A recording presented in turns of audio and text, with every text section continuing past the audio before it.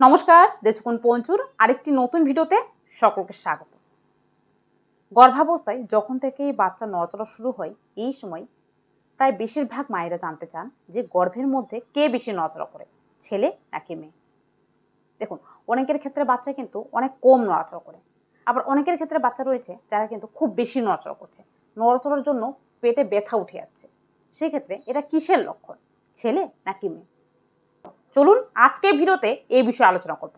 এই বিষয়ে বিজ্ঞান কি বলে, তার সঙ্গে সঙ্গে নড়াচড়ার কোন বিষয়টা এই সময় জানাটা খুবই জরুরি। প্রত্যেকটা মাদের ভিডিওটা শেষ পর্যন্ত দেখুন, আশা করি আপনার জন্য অনেকটা হেল্পফুল হবে। তার জন্য অবশ্যই ভিডিওটা ভালো লাগলে, ইনফরমেটিভ মনে হলে বেশি বেশি শেয়ার করুন, পারলে একটা লাইক করুন, আর যারা চ্যানেলে নতুন রয়েছেন তারা অবশ্যই চ্যানেলটাকে সাবস্ক্রাইব করে পাশে থাকবেন। চলুন ভিডিও মূল বেশি যাচ্ছে। তো দেখুন, সাধারণত গর্ভের মধ্যে কে বেশি নড়াচড়া করে, এই বিষয়ে মূলত আমাদের যে মা ঠাকুমারা রয়েছেন এটা কিন্তু বারবার বলে থাকেন যে বাচ্চাটা ঠিক কেমনভাবে নড়াচড়া করছে, খুব জোরে নাকি খুব কম। তো এই সময় যেটা বলা হয় যে বাচ্চাটা যদি বেশি নড়াচড়া করে, মানে আপনার বাচ্চা যদি গর্ভের মধ্যে খুব জোরে লাথি ঘুষি মারে, কারণ এই সময় অনেকের থাকে যে নড়াচড়ার জন্য পেটটা ব্যথা করতে শুরু করে দিয়েছে, তো এই সময় বাচ্চাটা যদি খুব জোরে লাথি ঘুষি মারে তাহলে কিন্তু আপনার ছেলে বাচ্চা হবে। কারণ ছেলে বাচ্চা খুব অ্যাক্টিভ থাকে, খুব চঞ্চল থাকে, আর বেশ শক্তিমান থাকে, সেক্ষেত্রে আপনার ছেলে বাচ্চা। কিন্তু যদি গর্ভের মধ্যে বাচ্চাটা একটু কম নড়াচড়া করে বা নড়াচড়াটা খুব জোরে অনুভূত না হয়ে থাকে, তাহলে কিন্তু এটা মেয়ে বাচ্চা। তো এটা কিন্তু অনেকে অনুমান করে থাকে যে তার ক্ষেত্রে বাচ্চা বেশি নড়াচড়া করছে তাহলে কিন্তু তার ছেলে সন্তানই হবে, বা আমার ক্ষেত্রে বাচ্চাটা কম নড়াচড়া করছে তাহলে হয়তো মেয়ে সন্তানই হবে।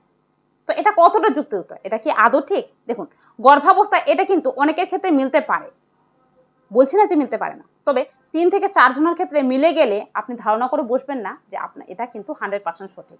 গর্ভাবস্থায় মূলত বাচ্চার নড়াচড়াটা ঠিক কেমন হবে এটা বিশেষ কয়েকটা জিনিসের উপর নির্ভর করে। সেটা কি কি? সেটা হলো প্রথমত বাচ্চার পজিশন, দ্বিতীয়ত মায়ের শরীরের কন্ডিশন, তৃতীয়ত প্লাসেন্টার পজিশন, এমনকি গর্ভাবস্থায় বিশেষত বাচ্চার পুষ্টির উপর। মানে গর্ভাবস্থায় যে বাচ্চা সঠিক পুষ্টি পাবে, সঠিকভাবে বৃদ্ধি হবে, সঠিকভাবে সঠিক ওজন হবে, সেই বাচ্চা কিন্তু স্বাভাবিকভাবে একটু জোরে লাথি ঘুষি মারা, একটু বেশি অ্যাক্টিভ থাকা, এমনটা কিন্তু হতে পারে। বিশেষত আমাদের চোখের সামনে এমন অনেক বাচ্চা রয়েছে যারা কিন্তু খুব চঞ্চল থাকে, আবার কিছু কিছু বাচ্চা থাকে যারা কিন্তু খুব শান্ত প্রকৃতির হয়। ঠিক তেমনি গর্ভের মধ্যেও কিছু কিছু বাচ্চা একটু চঞ্চল টাইপের হতে পারে। এটা কিন্তু সায়েন্টিফিক্যালি দেখা গেছে যে কিছু কিছু বাচ্চা একটু চঞ্চল টাইপের থাকে, সে মেয়ে হোক বা ছেলে হোক। এমনকি গর্ভাবস্থায় বাচ্চার পজিশন, যেটা বললাম যে বাচ্চাটা যদি আপনার পেটের দিকে পিঠ করে থাকে, মানে বাচ্চার যে পিঠটা সেটা যদি পেটের দিকে থাকে, সেক্ষেত্রে বাচ্চার পা উল্টো দিকে রয়েছে, এক্ষেত্রে বাচ্চার নড়াচড়াটা আপনি কম পাবেন। কিন্তু যদি পাটা পেটের সামনের দিকে থাকে, মানে পেটের দিকে পাটা থাকে, সেক্ষেত্রে একটু জোরে লাথি ঘুষি মারবে। এবারে আপনার প্রেগনেন্সি বিশেষত কত মাসে রয়েছে, আপনি যদি মনে করেন যে গর্ভাবস্থার প্রথম দিকে যখন বাচ্চা নড়াচড়া শুরু হয়, মানে মিনিমাম গর্ভাবস্থার 18 থেকে 24 সপ্তাহের মধ্যে প্রত্যেকটা মায়েদের ক্ষেত্রে বাচ্চা নড়াচড়া শুরু হয়ে যায়। তো এই সময় আপনি যদি ভাবেন যে বাচ্চাটা একটু জোরে লাথি ঘুষি মারছে না কেন, আমার বাচ্চাটা একটু আস্তে নড়াচড়া করছে, তো এই ধারণাটা ভুল। কারণ এই সময় বাচ্চাটা আস্তেই নড়াচড়া করবে বা একটু কম জোরে নড়াচড়া করবে, কারণ গর্ভাবস্থার এই সময় বিশেষত প্রথমের দিকে 5-6 মাসে বাচ্চাটা অনেকটাই ছোট থাকে। সেক্ষেত্রে এই সময়ে আপনার বাচ্চা কোনো মতেই লাথি ঘুষি মারবে না, কারো ক্ষেত্রে মারবে না। কিন্তু যদি গর্ভাবস্থার 32 সপ্তাহ বা 8 মাস পরে থাকে বা 7 মাসেও কিন্তু কারো কারো ক্ষেত্রে বাচ্চাটা একটু জোরালোভাবে নড়াচড়া করে, কারণ এই সময় হাত পা বেশ শক্তপোক্ত হয়ে যায়, সেক্ষেত্রে এই সময় বাচ্চাটা একটু জোরে নড়াচড়া করে থাকে। আবার যাদের ক্ষেত্রে ডেলিভারি ডেট সামনেই রয়েছে, মানে ডেলিভারি আর কিছু দিনের মধ্যে হতে চলেছে, বিশেষত গর্ভাবস্থা 9 নম্বর মাসে বাচ্চার নড়াচড়াটা কিন্তু দেখবেন যে কমে গেছে। কারণ বাচ্চা পেটের মধ্যে যদি আকারে বড় হয়ে যায়, এক্ষেত্রে বাচ্চার নড়াচড়ার জায়গাটা কমে গেছে, তো এই সময় নড়াচড়াটা কিন্তু একটু কম করাটা স্বাভাবিক। প্রেগনেন্সি 9 নম্বর মাস যাদের ক্ষেত্রে পড়ে গেছে তাদের ক্ষেত্রে নড়াচড়াটা কিন্তু একটু কম হবে, এটা পুরোপুরি স্বাভাবিক। এমনকি গর্ভাবস্থায় প্লাসেন্টার পজিশনটা ঠিক কেমন রয়েছে, আপনার প্লাসেন্টার পজিশনের উপরেও ডিপেন্ড করে আপনার বাচ্চার নড়াচড়া। বিশেষত আপনার প্লাসেন্টার পজিশনটা যদি অ্যান্টেরিয়র পজিশন থাকে, মানে আপনার গর্ভের সামনের দিকে থাকে, মানে আপনার পেটের দিকে যদি প্লাসেন্টাটা অবস্থান করে থাকে, যেটাকে অ্যান্টেরিয়র পজিশন বলা হয়ে থাকে, এই ক্ষেত্রে বাচ্চার নড়াচড়াটা স্বাভাবিক হবে। প্লাসেন্টা উপরে গিয়ে পড়ছে, সেক্ষেত্রে বাচ্চা যতই নড়াচড়া করুক না কেন আপনি একটু কম বুঝতে পারবেন। কিন্তু যাদের ক্ষেত্রে প্লাসেন্টা পোস্টেরিয়র পজিশন রয়েছে, মানে জরায়ুর পিছনের দিকে ওয়ালে রয়েছে, তাদের ক্ষেত্রে বাচ্চার নড়াচড়াটা একটু স্পষ্ট বোঝা যায়, কারণ বাচ্চার সামান্য নড়াচড়া কিন্তু পেটের চামড়ার উপর পড়ছে, সেক্ষেত্রে এই সময় নড়াচড়াটা আপনি একটু জোরালো পাবেন। তার সঙ্গে সঙ্গে গর্ভবতী মায়ের শরীর কেমন রয়েছে, খুব হেলদি রয়েছে, খুব ফেটি রয়েছেন, নাকি একদম স্লিম রয়েছেন বা একটু পাতলা টাইপের রয়েছেন। যারা খুব হেলদি থাকেন বা একটু ফেটি টাইপের থাকেন, মানে একটু মোটা টাইপের থাকেন, যাদের ওজন খুব বেশি থাকে, তাদের ক্ষেত্রে বাচ্চার নড়াচড়াটা কিন্তু একটু কম বোঝা যায়, কারণ পেটের মধ্যে ফ্যাট থাকে আর এই ফ্যাটের উপর কিন্তু নড়াচড়াটা বোঝা যায়। সেক্ষেত্রে বাচ্চা যতই নড়াচড়া করুক, নড়াচড়ার ক্ষেত্রে কিন্তু আপনি জোরে পাবেন না। কিন্তু যারা একটু পাতলা টাইপের থাকেন, তাদের ক্ষেত্রে নড়াচড়াটা খুব স্পষ্টভাবে বোঝা যায়। এমনকি গর্ভাবস্থার বিশেষ কিছু সময় কিন্তু বাচ্চা একটু বেশি নড়াচড়া করে, এটা কিন্তু আপনি লক্ষ্য করতে পারেন। সেটা হলো, আপনি যখন খেয়ে উঠছেন তখন দেখবেন বাচ্চাটা একটু বেশি নড়াচড়া করছে, কারণ বাচ্চাটা সেই সময় পুষ্টি পেয়ে গেছে, এনার্জি পেয়ে গেছে। তার সঙ্গে আপনি যখন ঘুমোতে যাচ্ছেন, মানে আপনি যখন রেস্ট নিচ্ছেন সন্ধ্যাবেলা, রাত্রিবেলার দিকে বাচ্চা একটু বেশি নড়াচড়া করে। এই সময় অনেক মায়েরা বলে থাকেন যে রাত্রিবেলা ঘুমোতে যাচ্ছি, বাচ্চাটা একটু বেশি জোরে নড়াচড়া করছে, এত লাথি ঘুষি মারছে কেন? হ্যাঁ, যখন আপনি ঘুমোচ্ছেন সেই সময় কিন্তু বাচ্চার নড়াচড়াটা একটা স্পেস পায়, ভালো আনন্দ পাইছে। কারণ আপনি যখন হাঁটাচলা করেন এই সময় বাচ্চা ঘুমোয়, কারণ পেটের মধ্যে যে বাচ্চাটা রয়েছে সেটা কিন্তু জলে ভাসমান থাকে। আর জল আপনি যখন হাঁটাচলা করেন এই জলের মধ্যে সে কিন্তু বিন্দাসে দোলনি খেতে থাকে, আর দোলনি খেতে খেতে যে কোনো বাচ্চা বিন্দাসে ঘুমিয়ে যায়।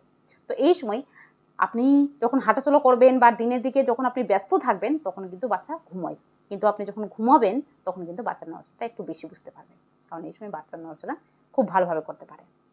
আবার গর্ভাবস্থার কিছু কিছু সময় দেখবেন যে বাচ্চাটা কম নড়াচড়া করছে। কখন?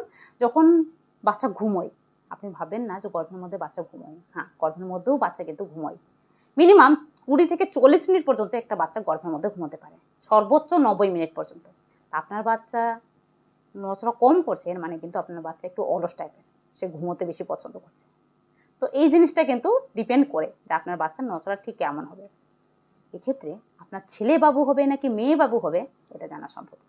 বিজ্ঞান এই বিষয়ে পুরোপুরিভাবে বলে যে গর্ভের মধ্যে ছেলে আছে নাকি মেয়ে সেটা বাচ্চার নড়াচড়ার উপর ডিপেন্ড করে। বাচ্চার নড়াচড়া বিশেষত বাচ্চার পুষ্টির উপর ডিপেন্ড করে। যে বাচ্চা সঠিক পুষ্টি পাবে, সঠিকভাবে বৃদ্ধি পাবে, সেই বাচ্চা কিন্তু নড়াচড়া ঠিকঠাক হবে ঠিকঠাক সময়। এমনকি গর্ভাবস্থার বিশেষ সময়, যেটা বললাম, আপনি যখন খাওয়া দাওয়া করছেন, আপনি যখন ঘুমোতে যাচ্ছেন, প্রেগনেন্সির 8 নম্বর মাসে, এই সব সময় কিন্তু বাচ্চা একটু বেশি নড়াচড়া। আদারওয়াইজ এই সময় বাচ্চার নড়াচড়া কিন্তু কিছু কিছু সময় কম বা কিছু কিছু সময় বেশি হতে পারে। সেক্ষেত্রে আপনার ছেলে হবে নাকি মেয়ে হবে এটা জানা সম্ভব না।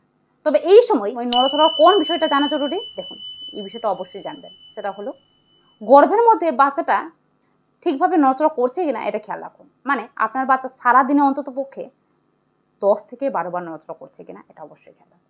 বিশেষত প্রেগনেন্সির 8 নম্বর মাসে এই সময় কিন্তু বাচ্চা একটু বেশি নড়ে, সারাদিনে 10 থেকে 12 বার নড়ছে কিনা এটা খেয়াল রাখুন। এক্ষেত্রে আপনার বাচ্চা যদি সারাদিনে দেখছেন যে 10 থেকে 12 বারের কম নড়ছে, এক্ষেত্রে দেরি না করে ডাক্তারের কাছে। তবে এই সময় খুব টেনশন করবেন না বা চিন্তা করবেন না। অনেকে থাকেন যারা কিন্তু কান্নাকাটি করতে থাকে, তো এটা করবেন না। গর্ভাবস্থায় বিশেষত এই সময় বিশেষ কিছু টিপসও করতে পারেন। সেটা হলো মিষ্টি কোনো খাবার খেতে পারেন, মিষ্টি কোনো জুস বা শরবত খেতে পারেন। তার সঙ্গে বাম কাত হয়ে শুয়ে আপনি একটু বাচ্চার নড়াচড়া ফিল করতে পারেন। আচ্ছা, এই সময় অনেক মায়েরা যারা থাকেন, যারা কিন্তু খুব ব্যস্ত থাকেন, বিজি থাকেন, চিন্তা টেনশনের কারণে অনেক সময় বাচ্চার নড়াচড়া ভালোভাবে ফিল করতে পারেন। তো এই সময় শান্ত নিরিবিলি পরিবেশে ঘর বন্ধ করে ভালোভাবে বাচ্চার নড়াচড়াটা ফিল করুন। অনেক সময় বাচ্চা নড়াচড়া করে ওঠে। এই সময় দেখছেন যে 2 ঘন্টার মধ্যে বাচ্চাটা একদমই 10 থেকে 12 বারের অনেকটা কম নড়াচড়া করছে বা নড়াচড়া করছেই না, দেরি না করে ডাক্তারের কাছে যাবেন। এই বিষয়টা কিন্তু খুব জরুরি, কারণ এই সময় সামান্য ভুল আপনার বাচ্চার মারাত্মক ক্ষতি হতে পারে। কারণ অনেক সময় অনেকের ক্ষেত্রে বাচ্চা যেটা হয় যে নাড়ি পেঁচিয়ে যায় গলার মধ্যে, এই বিষয়টা আশা করি জানেন। সেক্ষেত্রে এই ভুলটা যাতে আপনার ক্ষেত্রে না হয় সেক্ষেত্রে শীঘ্রই ডাক্তারের কাছে যাবেন।